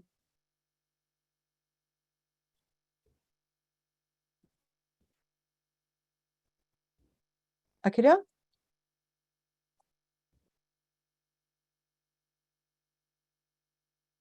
Jared, are you there? I'm here. Yeah, sorry. It's yeah, I'm just wondering if there are any more questions, because it's a huge thing. It's not just you know, throwing together a few things and getting out there. It's the kind of thing, it's not, you know, with starting a health and safety system, it's like anything. You know, recognizing that you need to do something a bit more, something that is more systematic than just having, you know, completing a couple of documents every now and again. And I think that's the way everyone's going. And I think the likes of CHASNZ, which is the construction health and safety body, is really driving it. You know, the overall professionalism of particularly contractors, and the upshot of it, it's not just professionalism, it just makes it so much easier for the larger businesses. You know, they've got a bigger pool of qualified subcontractors from which to choose, and they can also see you know, the capability, obviously, of you know, the kind of work that they've done. So you as subcontractors, by going through the process, will you know, you demonstrate that you can do the work, and that, and it's important too, because if you're a smaller drain laying business, say maybe you got 10 guys and a couple of machines, and you got guys, you know, got laborers and so forth, you can get out there and compete with the best, you know, as long as your systems, you've got your systems in place and you maintain those systems. And that's the difficult thing, I think, that people have got to realize. It's not the sort of thing you do once every now and again. It's like a business, you've got to work on it. And but as it gets worked on, it gets better. You there, Kathy? Yes. Just a couple of sidewise. Yep. You know, your companies, they really need, you know, if they're thinking about going for sidewise, they really need to start preparing weeks or a month before. Yeah. You know, that's all the basic things, right? The toolbox meetings and, you know, doing the JSA and having that all ready. At least a bulk of the information before they engage in a contract, and it works out a lot cheaper for them, you know. But some advice I would give them is, you know, your health and safety meetings. If you remove health and safety out of a meeting, you pretty much got halfway there. And you said it right earlier when you used the word have a huddle. You know, you're not, or you can call it, like I've got guys, some of them aren't calling them safety meetings anymore. They start team scrum. Yeah, absolutely, Clayton. Take that horrible, because as soon as you say health and safety, people's eyes glaze over, but it's not health and safety. It's a relationship thing. It's, as you say, Clayton, it's having a huddle. It doesn't take much time on the back of, and in fact, what do they call them? In Australia, they call them, what's the name, deck, meetings.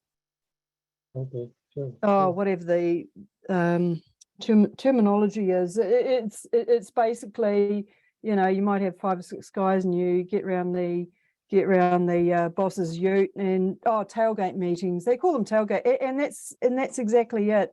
And it kind of demystifies this thing. It doesn't have to be serious, and it's a serious topic, but it doesn't have to be onerous and boring and stuff. And it's really good if on a rotation, you get one guy talking about something, and you can bring experiences in, not just at work. Somebody might have a story to tell about what they did on the weekend. They're playing, like a team sport, and they did this, and it could be what they did with their family. But it's, and doing safety like that, demonstrating safety. And this is, there's a lot of parallels between what we do outside and what we do at work. And that's all it is just getting buy-in. It's getting buy-in is probably the biggest step, and keeping people engaged, and not putting barriers in place that make it difficult for people to want to, encourage reporting. Don't make it difficult by spending 10 minutes completing something, even if it's the boss, allowing the guys to come and say, hey, this happened, and recognizing that not everyone can complete a form, and as long as he takes a note, and he can do it later on that day type thing, if it's not, it's not a something that needs immediate attention. But it's making safety, I think, simple and easy for guys. And when it's easy for the guys, it's good for the business, because you don't have blockages, you don't have things in the way that are going to prevent people from wanting to be safe. And the important thing is, as I said, all health and safety people want is people to go home, after a day's work, and not just go home, but come back again and be productive, because basically that's what life, you got to be enjoying what you're doing. Yeah, right. This I go to a few meetings during the week, and I've seen some pre-start meetings deteriorate quickly, because it's hard to have a pre-start meeting 5 days a week. Try and make it the day before or better than the day before, so they can get monotonous for a lot of guys. Yeah. And what I've seen people do is actually a lot of companies now, it's really the concept of the pre-start meeting has changed to a more of contractors connecting with each other. And what I mean by that is you see more of them doing warm-ups, particularly now in the winter time. They do stretches and warm-ups and exercises. Yeah. But and they have a laugh in between, and you do see a real a bond and connection with your contractors, because you do want to get along with your plumbers and your electricians, because you are working together on site. But at the same time, while they're warming up, you're doing your pre-start meetings. And I've realised now that Fridays, a lot of sites now, Fridays in a pre-start, it's actually nothing to do with health and safety. It's about getting everyone together and talk about what are they doing on the weekend, and who's watching the All Blacks game, and making meaningful connections that way. Because there's only so much guys will their attention span, especially with health and safety, that they can take in a week. And on top of that, when you think about, it's only a quick 5-minute pre-start meeting, you'll actually know it's a lot more than that. They'll have a meeting when they do a JSA. They'll have a meeting before they do a safety plan for for any high risk work, or when they're updating a triple SP, or when they're bringing fuel or storing fuel on the site, they'll have a meeting with it if anything changes. So, and that doesn't include the operational meetings, the agenda meetings, and other health and safety site meetings that they have. There's a lot in there for them. Yeah, Clayton, site briefings can be as brief as possible. Like if you do stuff like, okay, we've got these deliveries today, we're gonna, we've got truck bringing in a excavator, we've got a couple of truckloads of material coming in, the weather's going to be crap, we're going to have really heavy rain. When it starts, we're going to stop work because it's going to be like making, it's going to be clay and slippery and so forth, but we're going to get back into work. Does anybody have anything to report, any defects, on your plant? Nobody's raised their hands. Okay, that's good, move on. As you say, we'll complete this JSA, we'll quickly go through the hazards, we've got to barricade that, and that's it. And if the guys want to chip in and talk about share something which is not work related, and it's really important to get guys talking.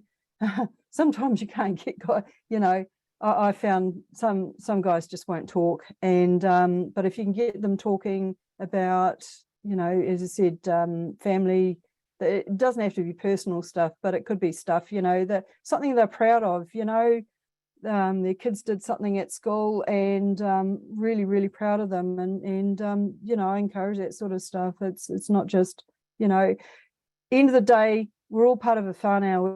We have our home whānau, we've got our work whānau, we might have sport whānau, and they're all family, and they're all interrelated and interconnected, and that's the important thing. There's no apart from location and time, they're all interrelated.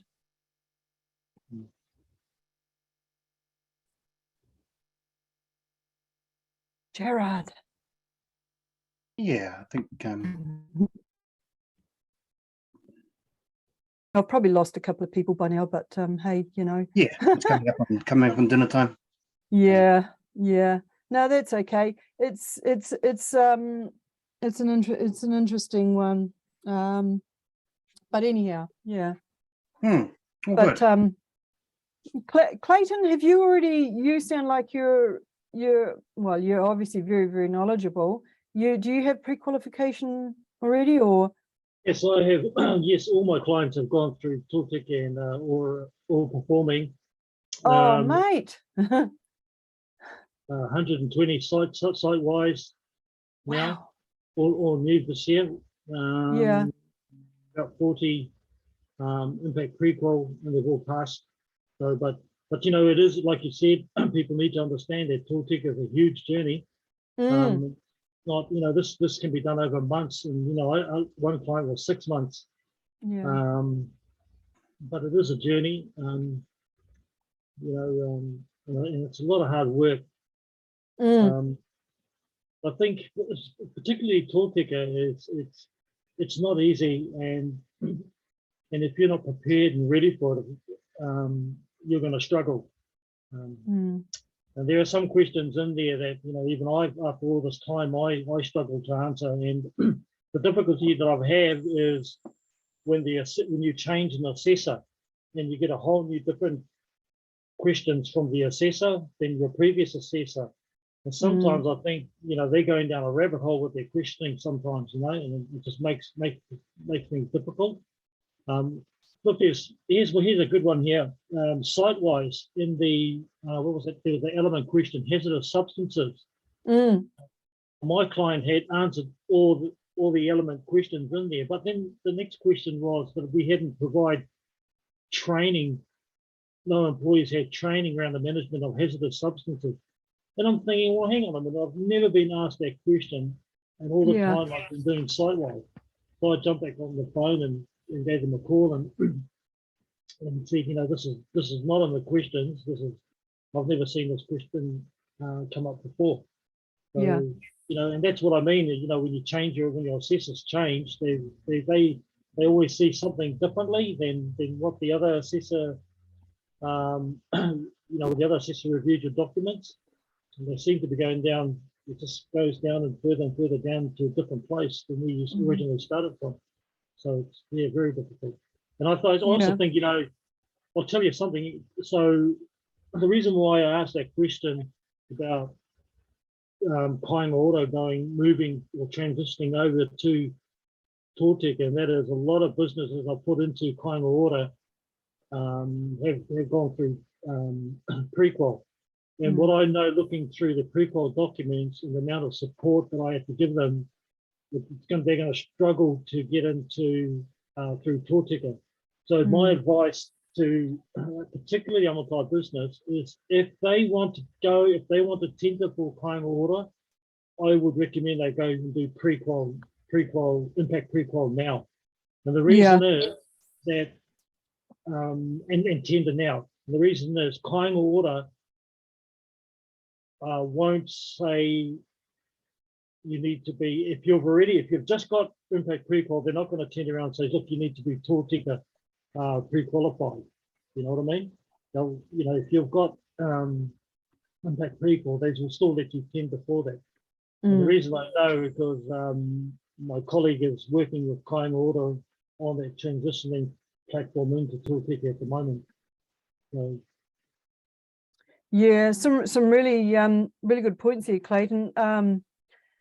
That's interesting about the training, and people need to recognise it's a difficult thing. But if unit standards are not required, if you've got somebody who's knowledgeable to deliver training, and it could be the principal in the company, say you got, you know, 6 guys, whoever the boss is, to be able to demonstrate, you know, basic handling, you know, storage. There are some ins and outs about, you know, with hazardous substances, particularly the likes of petrol, knowing, you know, you're not allowed more than 50 litres in a location, and you've got to have separation distances between incompatible, you know, 5 metres. But that's really simple. All that information is on the safety data sheet. So it's just a matter of looking at the safety data sheet and all, you know, and identifying that. And it's really simple, but just recording everyone who was there, you know, you can just give a quick 5-minute session. And if you don't have a form to fill out, I suggest you just take a photo of all the guys that were there, and that's evidence of training, who was there, what, and just make a few notes. You could text something and just documenting. It doesn't have to be fancy, and then you're done. What we did was we contacted Z petrol station, and they were having a toolbox meeting on a Friday, and we asked them if we can come along to it, and they said, yep, sure, because that was the client's, you know, 2 of the hazardous substances was on diesel and petrol. So we did the toolbox meeting with Z petrol station, and we signed off on that, and we used that as part of the application process. So yeah, no, fabulous. You just got to make it simple, you know, don't put barriers in the way. Yeah, that's the unfortunate thing too. You got differences and different assessors. But that's one thing I like about ISO. Anything based on ISO, it tends to be you know, comparing apples with apples. You don't get an orange all of a sudden. So you had a slide up earlier. I've just got a text message here from a friend of mine about ConstructSafe, and they were offering 10 hours to provide supporting site-wise. Is that cool?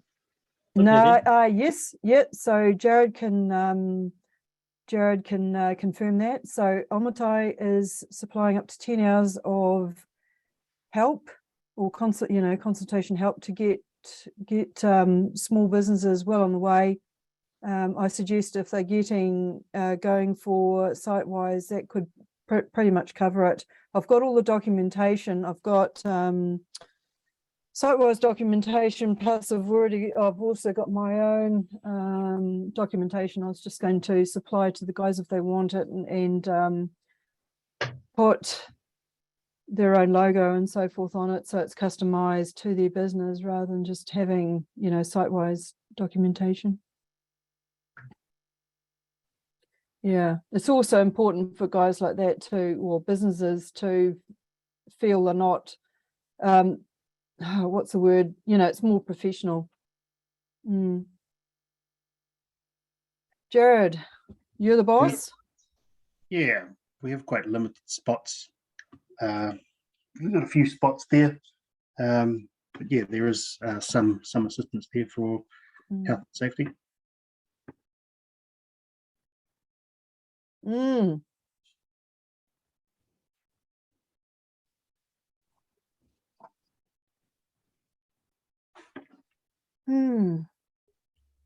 Kathy, what's your challenge? Your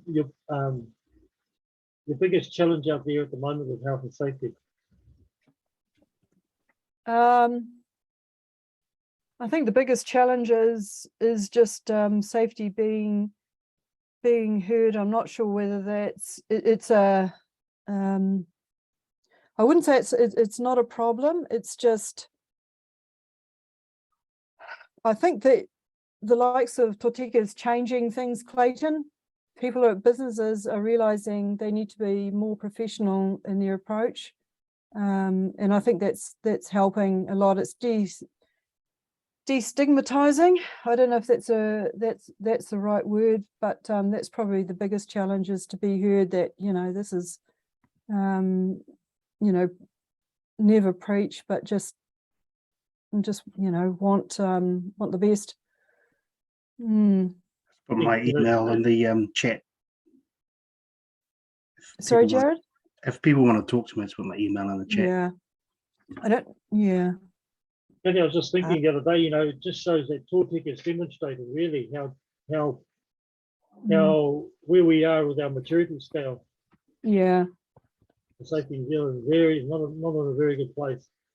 Yeah. Well, New Zealand is twice as likely to have a fatality as Australia, and 4 times as likely as the UK, and a lot of that comes down to attitudes, and it happens over there but not here, and things can change really, really quickly. Yeah, we are getting there though. That's not a good number. No, it's a very scary number. Yeah. I think that might be us. Yeah. We'll just wrap it up. Yeah. Cool. Yeah. Kia ora te whānau. Thank you for attending.